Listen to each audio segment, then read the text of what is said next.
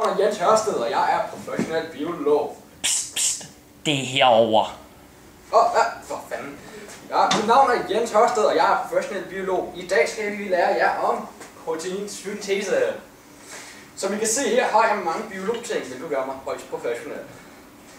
Her går vi så hen til klippet, som er et meget moderne PowerPoint-ting. Det er bare et PowerPoint. Bare et PowerPoint.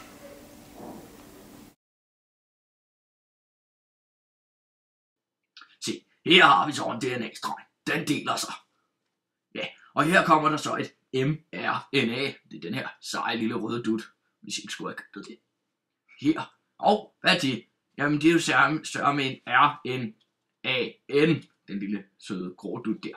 Nu samler den en masse informationer, så de kan bygge en skabelon. Se hvor sød den er. Nu henter den en masse former. Ej, det kunne den da også. Jamen det var det helt fantastisk.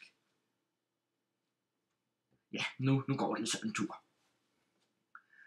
Nu kommer ribosomet så og henter mRNA'et med skabelonen på. Ja, se, nu gik ribosomet igen. Så kom aminosyrene.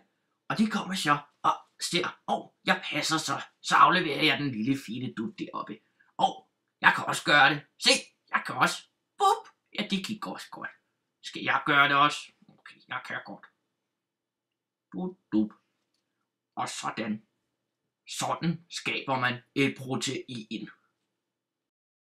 Velkommen tilbage. Det her er din vært Jens Hørsted.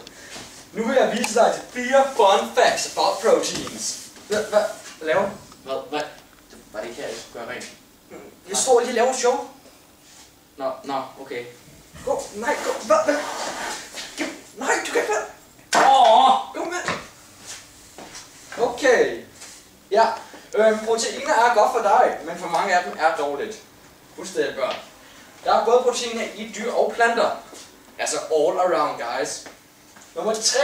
Proteiner består af hydrogen, kuldioxid, nitrogen og oxygen. Ja, det er en hel masse. 4. Opskriften på alt dette og meget mere ligger inde i dit DNA. It's hard to believe, isn't it? Det var alt, vi havde for i dag, børn. Følg med i næste episode, hvor jeg lærer jer, hvordan man dissekerer en bjørn.